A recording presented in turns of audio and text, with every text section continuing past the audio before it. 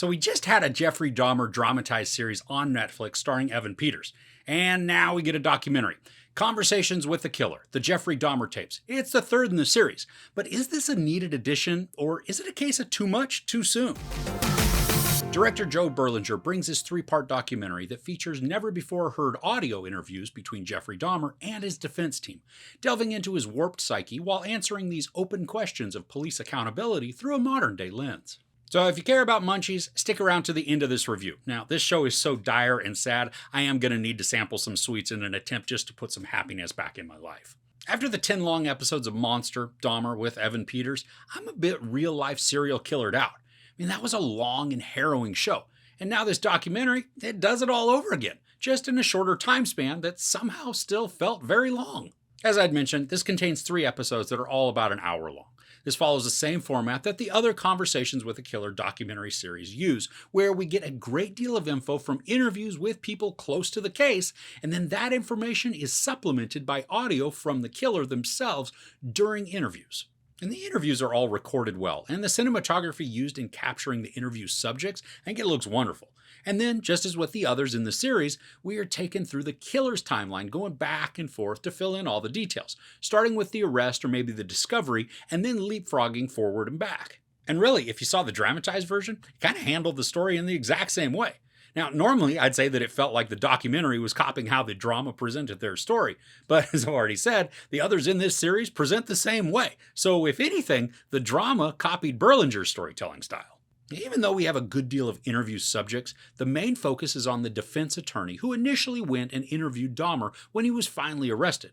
Wendy Petrikis spends a ton of time with Dahmer and pretty much recorded their time together from the very start. But what's disappointing and then even annoying about this particular documentary is that we barely hear the actual recordings of Dahmer. So much of the time we hear the interview subjects recounting what he had said to them, and in particular with Petrikis, who was there recording him. And for the life of me, I can't figure out why this production didn't have Petrikis raise a question during the interview and then have the recording of Dahmer give the answer. I mean, instead, she gives the answer. It's ineffectual and then it's aggravating.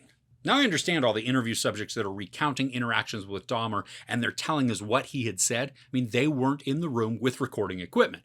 But with his lawyer, there was the tape, and we still don't hear much of it. Why the heck wouldn't this just play the freaking tapes for us? So this is a fairly redundant watch if you've already seen the dramatized version.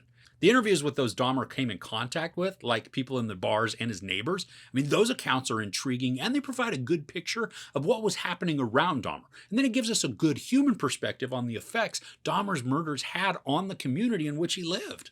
It is unsettling to hear from those that lived around him at how either creepy or how normal and nice he could be. As with all in this series, the interviews are what drive this and make it intriguing. But for this one in particular, I really wish we had more of the actual conversations with the killer, as the title suggests. Like I said, I'm a bit real-life serial killered out, so this was certainly harder to digest, especially having recently watched the dramatized version. But if you've not seen that one, and you enjoy the others in this series, you may want to give it a watch at some point. Now, as a reminder, I don't give couch ratings to documentaries, but I think this one was just mediocre when it comes to living up to the title. Conversations with the Killer, the Jeffrey Dahmer Tapes, needed more from the taped interviews. But I'd love to know what you thought of this if you decide to check it out. Let me know in the comments below. So, alright, let's try and cleanse the palate. Now, I've got 2 sweet treats to try out. One I got from IKEA, and I think I've already reviewed one similar to it, except that it had chocolate. Now, I've got the Caffarep cookies with raspberry filling.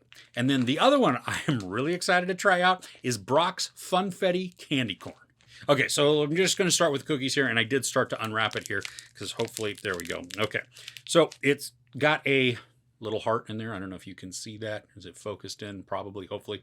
It looks a little raspberry filling there. It looks like it's got white cream filling in between. Oops, and as I hit my microphone there, that's got to be terrible audio.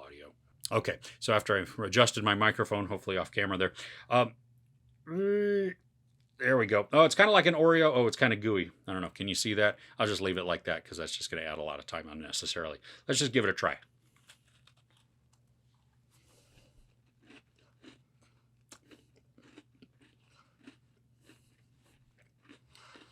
The raspberry filling is kind of gelatinous, which is weird. It's not quite gummy bear, but it's not quite just like jelly either. It's really weird. The cream filling is like what you'd find in an Oreo, just less sweet. And the raspberry helps to offset that. Overall, not a bad taste. I would grab these. I mean, you know, they're typically right near the check stand, which is just an impulse buy there, which is perfect. So if you're at IKEA someplace and you see these and you want something that's kind of a sweet treat and easy to go, grab one. The chocolate ones are outstanding. The raspberry ones, I probably wouldn't get them again, even though they're not bad. All right, so next up, this one I truly am really excited about. Brock's Funfetti candy corn. Now, I love Funfetti and I love candy corn. Now, I don't understand the hate that candy corn gets. You all people are just weird that you don't like that. That's bizarre to me. Black licorice, candy corn, these things I will eat them all. Just send them all to me. But it's not an appealing smell. It's very chemically smell. I mean, that's I'm actually now afraid to eat them. They're just, sorry, that's audio's pad. I'm just going to put the bag down. Okay, so if you can see these, they're candy corn shaped. They're pink, yellow, and white, and then they have little funfetti looking speckles in them.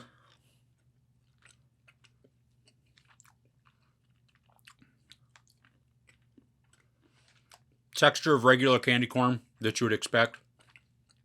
They don't taste like candy corn. They taste like funfetti. So if you've ever eaten the cake mix right out of the box, which I do highly recommend, just don't inhale when you do it. Tastes wonderful. Or if you eat the batter, or if you just like making cupcakes or a cake out of funfetti. Anyway, these are pretty good. Don't smell the bag. That smells disgusting.